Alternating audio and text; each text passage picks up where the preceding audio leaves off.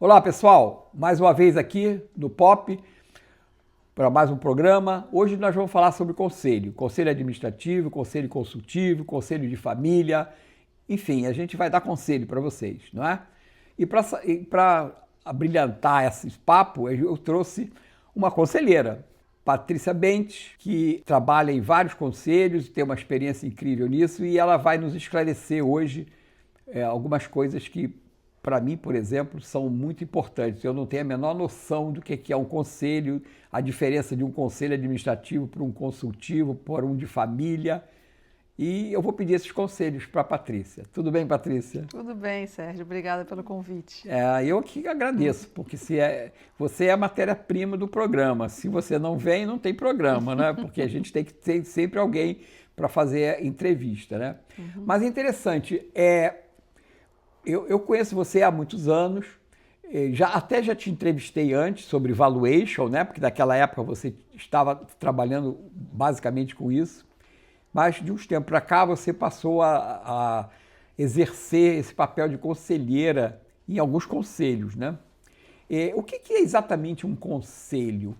Eu estava, antes de começar essa entrevista, eu tive dando uma olhada assim, de onde é que surgiram os conselhos. E aí eu li que foi na Companhia das Índias, lá atrás, em 1400 e alguma coisa, né? Companhia das Índias, que eles tinham uma organização de uma governança que tinha um conselho. E isso passou depois para a Inglaterra, para a França, que começaram a utilizar isso nas grandes organizações, né? Das empresas de grande porte, né? Então isso veio. Mas como é que essa coisa, hoje em dia, que é tão importante e que é tão presente nas empresas, né? Como é que a gente chegou nisso aqui no Brasil? Você tem ideia de como é que começou isso? De onde é que veio isso? Eu não estudei a história dos conselhos, tá aí uma coisa interessante Eu para se também não, eu pesquisar. só dei uma olhada para saber qual foi a origem dos conselhos. Aí veio que foi da Companhia das Índias.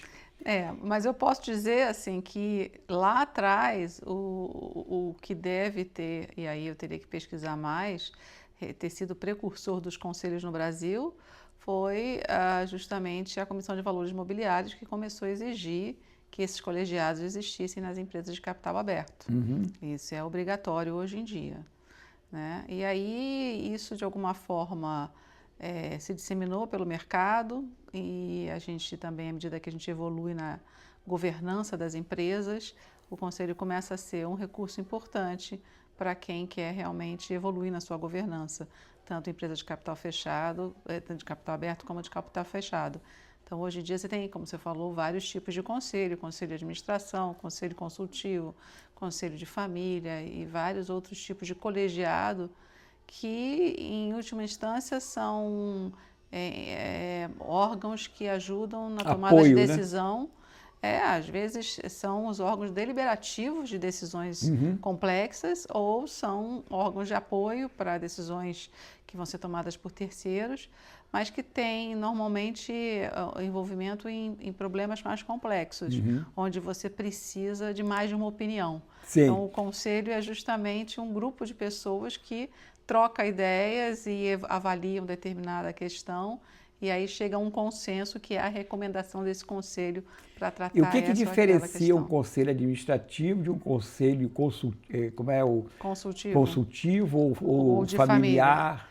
O conselho de administração ou conselho administrativo, ele é um conselho que atua especificamente na tomada de decisão das empresas que durante o seu processo de gestão, ou seja, está envolvido com decisões de gestão, de como administrar aquela empresa e em determinados níveis de alçada mais altos, onde o poder de decisão não está no presidente da companhia, nem na diretoria, e sim no conselho, que é quem tem a autoridade máxima abaixo, obviamente, dos acionistas, que são a última instância. Já o conselho consultivo, ele é um conselho que não atua nesse modo deliberativo, ele não tem qualquer poder de decisão e ele está ali exclusivamente para ser uma entidade para ser consultada pela empresa, pelos acionistas, como uma entidade que vai dar uma opinião, vai ser consultada sobre um determinado assunto, mas não delibera. Não delibera absolutamente nada. E o familiar? E o familiar já é o conselho de família. Aí você tem vários arranjos, normalmente são conselhos que são organizados entre membros de uma família que está ligada a um determinado empreendimento. Então, famílias que são acionistas de uma única empresa, e aí elas precisam, antes mesmo de estarem nas empresas tomando decisões, elas precisam ter um nível de decisão a nível de família, né? Entre as famílias. Então esse conselho, eu estava achando que o conselho de família, ele atuava para resolver problemas da família, não, é problema da empresa familiar. Pode ser isso, mas também pode ser da família, porque... Sim, que pode afetar a empresa. Que pode afetar a empresa, mas normalmente o conselho de família envolve assuntos também de ordem familiar. E em famílias muito grandes. No fundo, a governança ela pode ser aplicada a qualquer grupo de pessoas. Inclusive de famílias normais, que não normais, mas famílias que não têm grande patrimônio ou não têm que lidar com essas complexidades de gestão de heranças, de empresas e etc., mas que eventualmente queiram se reunir num conselho para decidir sobre uma determinada questão. Eu conheço família que se reúne, os irmãos têm esse hábito de se reunir e tomar decisões como, por exemplo, o que vamos fazer com a gestão do patrimônio da nossa mãe, que já está idosa e não pode gerir sozinha. Né? Isso é uma forma de se organizar, isso é um conselho de família, não necessariamente tão complexo como...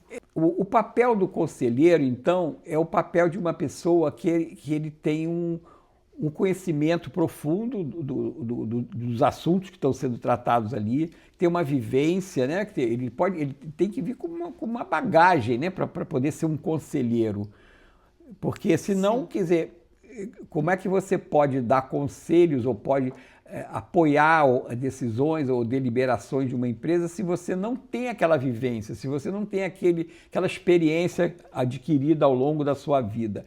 E eu vejo hoje em dia que existem assim, cursos para conselheiro. E aí você pega uma pessoa jovem que não tem ainda nenhuma experiência, não trabalhou ainda numa empresa, não teve ainda uma vida profissional rica, e ele acaba tendo lá um diploma de conselheiro para atuar numa empresa. Como é que você vê isso? Você acha que é possível você transmitir experiência num curso para que a pessoa possa vir a ser um conselheiro? Eu imagino que o conselheiro tem que ter um conhecimento até acima dos dirigentes da empresa. Eu acho que a ideia de um curso para se tornar conselheiro é uma ideia muito difícil de ser digerida, né? Você pode ter cursos que preparam uma pessoa que já tem uma bagagem, isso sim, já tem uma experiência para lidar com aspectos de governança, por exemplo, eventualmente tratar da dinâmica do conselho, de como funciona a dinâmica, a interação com os outros membros, o nível de comprometimento e o nível de independência que aquele conselheiro deve ter. Algumas pessoas sentem falta dessa formação. Um embasamento, né? Mas não necessariamente você precisa ter esse curso se você já tem uma trajetória bagagem, né, profissional que já te fez, inclusive, atuar como participante de algum conselho. Pois isso é que eu vejo hoje em dia, muitas pessoas falam assim, eu vou fazer um curso para ser conselheiro. E aí eu vejo que essa pessoa não tem nenhuma bagagem profissional que possa... Tudo bem, eu acho que o curso é válido, sempre cursos são válidos, e mesmo que você se considere uma pessoa já experiente, você aprender mais, ou você aprender uma nova técnica, ou um novo método, isso é importante. Agora, eu não vejo, quer dizer, eu fico muito assim com o pé atrás quando você fala assim, eu vou fazer um curso para ser conselheiro. Primeiro que eu acho que o conselho não é uma carreira, não é? Você não vai dizer, qual é a sua profissão? Conselheiro. Não, você está conselheiro, você não é conselheiro. Exatamente. Tá certo? Você está conselheiro naquele momento, naquela empresa. Mas você pode parar de ser conselheiro ali, ser conselheiro em outro lugar ou deixar de ser conselheiro. Exatamente. Tá certo? Então, eu não posso dizer, agora, eu sou engenheiro, eu sou consultor, eu sou advogado. Aí é uma carreira, porque você trabalha o tempo todo ali dentro e você galga degraus ali dentro daquela carreira. No conselho eu já vejo que ele já está no nível top. Então, o que ele vai crescer mais? O que acontece é que quando você forma um conselho numa empresa, vamos usar o exemplo do conselho de administração, essa empresa ela já tem que ter um certo porte para comportar um conselho. Sim. Né? Que tem um custo, são muitas pessoas, e tem que ter um certo rito de reuniões, de tempo para sentar e discutir assuntos em conselho. Isso já requer um nível de governança que já coloca empresas que têm conselhos num porte um pouco maior. Apesar do que eu defendo muito que empresas médias e grandes devam ter conselhos, não precisam ser somente as grandes corporações, nem que seja o conselho consultivo. Eu acho que é sempre válido. Mas quando você já está nesse patamar de empresa, realmente o conselheiro que vai sentar para ser conselheiro numa empresa desse porte já tem que ter tido uma bagagem suficiente para poder aconselhar os executivos, né? Senão, né? O que ele vai fazer? É só teoria? Exato. E assim, como você falou, conselho não é profissão, né? Profissão é o que você fez na sua trajetória profissional. Conselho, na verdade, é um reconhecimento, na minha opinião. É quando você chega a um patamar de maturidade profissional e de bagagem e de formação tal que as empresas começam a demandar essa sua bagagem para aconselhá-las. Então, não deixa de ser um reconhecimento por tudo que você construiu na sua carreira. Eu vou fazer uma analogia. Eu trabalho como consultor de empresas, né, para o Sebrae, para empresa de pequeno porte. Eu acabo fazendo um trabalho que se assemelha ao de um conselho para uma pequena empresa, porque o empresário chega para mim com um determinado problema que ele quer discutir comigo, ele quer saber a minha opinião ou quer saber qual é a melhor forma dele resolver aquilo. E o trabalho da consultoria, eu vejo assim. Agora, você para chegar a prestar esse serviço de consultoria, você tem que ter tido também uma vivência anterior, senão você não consegue Mas tem uma diferença entre o consultor e o conselheiro. Sim. O consultor, normalmente, ele é chamado a resolver um problema e ele realmente senta, né, lado a lado com quem está com o problema e executa com ele a solução. Tenta resolver o problema junto. O conselheiro não. O conselheiro, ele orienta, mas ele não senta para fazer. Até porque ele não deve fazer isso. Mas o consultor também não senta para fazer. Ele diz o que deve ser feito, mas ele não faz.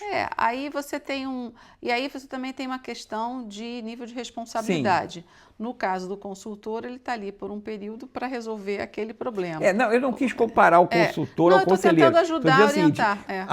A mesma falta de bagagem do conselheiro, ela se aplica ao consultor. Eu não posso ser consultor se eu não tenho uma experiência, se eu não tenho uma vivência, se eu já não passei por uma determinada quantidade de postos de trabalho, de chefia ou de gestão, para eu poder entender e poder passar alguma coisa, alguma informação ou algum apoio para o cliente, né?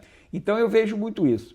Outra coisa que eu acho interessante, eu vejo, até já assisti algumas falas suas, é a questão da participação da mulher num conselho. Quer dizer, uma pessoa do sexo feminino está num conselho que eu vejo o conselho como um ambiente machista. Quer dizer, não necessariamente. Não é? Não necessariamente. Mas a maior parte dos conselheiros, a quantidade maior de conselheiros são homens, certo?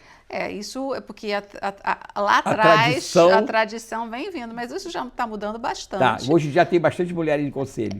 Mas lógico que ainda não está equilibrado, pode melhorar, né? Mas não necessariamente o conselho é machista, depende da formação do conselho. Sim, e cada conselho tem informação distinta. Exatamente, né? Então você pode ter conselhos que os homens têm uma certa prevenção contra as mulheres e outros não.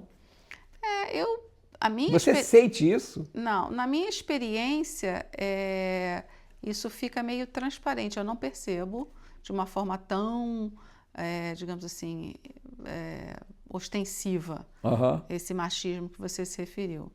Às vezes, e eu acho que isso tem a ver, inclusive, com um viés cultural até, existe para algumas pessoas, a dificuldade de aceitar, né? de lidar com uma pessoa do sexo feminino que tem uma posição assertiva, né?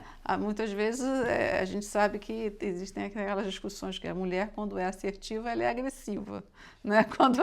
Quando ela se coloca de uma forma muito objetiva, ela está sendo dura, né? E para algumas pessoas isso pode transparecer desta maneira, mas em geral o convívio faz com que isso se... Eu acho que mais do que o convívio, a competência, né? Se você demonstra competência, você acaba se impondo. Isso em qualquer pessoa. Em qualquer pessoa, independente do sexo. Também você pode ter, dentro de um conselho, eu acho que o conselho também, em algumas situações, ele acaba sendo um espaço onde os egos são muito evidentes e acabam se chocando. Então você também pode estar tendo problema com outro conselheiro porque o teu ego não está aceitando bem, mas as competências acabam vencendo, né? Porque você acaba considerando que aquela pessoa tem competência, então você acaba aceitando. Eu estou te perguntando isso porque eu fiz uma entrevista no meu programa já há muito tempo atrás com uma engenheira que ela criou um curso chamado Mulheres na Obra. Porque ela disse o seguinte, que a mulher, quando trabalhava em obra, engenheira civil, ou mesmo eletricista, ou fazendo qualquer... Elas recebiam muita restrição por parte dos homens, que não queriam ser comandados por mulheres. Então ela criou um curso para isso, chama Mulheres na Obra. E é interessante a conversa dela. Então, e eu tenho estado com muitas empresas e muitas empresárias que eu vejo isso, que elas se ressentem um pouco do fato de serem mulheres e não conseguirem obter dos comandados delas o respeito vamos dizer assim, de se deixar conduzir por aquilo. No caso de um conselho, você não está dirigindo pessoas, mas você está orientando pessoas, você está aconselhando pessoas. Então, não sei se nisso pode acontecer isso. O que facilita no meu caso é que para você chegar em posições de conselho, você tem que ter uma bagagem profissional tão sólida que você já chega de uma certa forma credenciada para estar ali. Então, isso é uma coisa importante, por isso a questão do certificado é muito complicado, porque quem não tem essa bagagem e chega com um certificado que obteve em algum curso, isso não é suficiente para que ela possa se impor. Ela tem que se impor pela sua trajetória. Pela competência mesmo. Não só pela competência, pela trajetória dela. Ou seja, eu tenho mais de 40 anos de vida profissional, então eu acho que isso me dá uma certa credencial para estar no lugar que eu estou. Agora, eu acho que essa questão de se impor em obras, no caso de mulheres, é da natureza dos grupos, né? Homens também que não sabem se impor têm problemas para comandar. Com certeza. E existe sim uma dificuldade maior por conta do viés de gênero, né? A questão cultural de aceitar uma mulher no comando, mas isso cada vez menos. O que existe talvez é uma dificuldade de preparar, e aí é muito interessante esse curso que essa sua entrevistada faz, né? Quer dizer, é preparar a mulher para a liderança. Eu já dei aula em faculdade várias vezes e o primeiro dia de aula é um grande desafio para qualquer professor. Como é que você controla a turma? E você está falando de turmas de mestrado, às vezes, com um pessoal jovem, porém adulto. Então, esses desafios existem para todas as pessoas. Né? Agora, voltando ao conselho para uma empresa de pequeno porte, né? Porque como eu trabalho muito com esse ambiente de empresa de pequeno porte, e o programa, o POP, ele foi feito justamente para trazer informação e trazer um pouco de contribuição para esse pessoal. Como é que uma empresa de pequeno porte pode usufruir de um conselho? Você tocou num assunto que para mim é muito apaixonante. Inclusive eu escrevi e disponibilizei no site da minha empresa um artigo sobre isso. Quer dizer, O conselho é o momento de você sentar e pensar estrategicamente sobre o seu negócio. E todo pequeno empresário, médio empresário, deve fazer essa reflexão de uma forma organizada.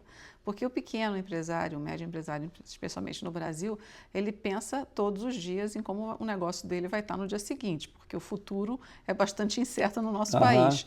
Quando você tem um conselho, que não precisa ser composto de pessoas com uma grande bagagem, podem ser pessoas da confiança dele, podem ser pessoas que tenham formação especializada em alguma coisa que é importante para ele, e ele estabelece eventualmente uma reunião trimestral para sentar com essas pessoas, que seja num almoço ou num dia, para conversar estrategicamente. Aquilo não só força ele sentar e pensar de forma mais organizada, como os outros, na provocação da discussão, podem trazer ideias que ele não teria sozinho.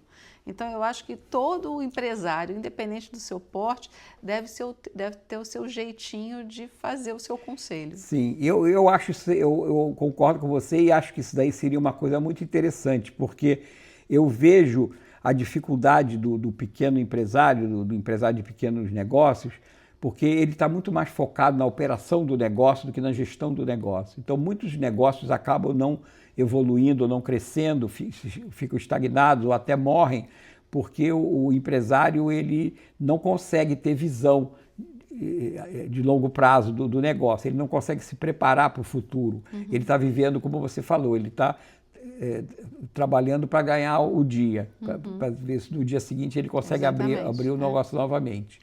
Então, eu acho que isso é muito importante e eu acho que esse é o recado que a gente quer deixar aqui, que as pequenas empresas procurem ter um aconselhamento, mesmo que seja uma coisa assim, tipo, uma vez a cada 3 meses, se reunir numa reunião curta, e às vezes até informal, bater um papo, mas ter alguém que possa ajudar a te colocar com uma visão de futuro do negócio. E também, às vezes, orientar em ações que você pode estar precisando ter uma segunda opinião ou ter uma confirmação, uma validação daquilo que você está pensando. Eu acho que pode ser por aí. Com certeza. Tá? Bom, Patrícia, para a gente não estourar o tempo, eu vou agradecer a você muito e eu acho que deixa um conselho aí para o pessoal. Vou repetir o seu conselho, vamos pensar em conselhos. Organizem seus conselhos, porque vale a pena ter esse pensamento, né, distanciado, que é mais estratégico e que ajuda a garantir o futuro dos negócios. Muito obrigado. E a gente se vê no próximo vídeo.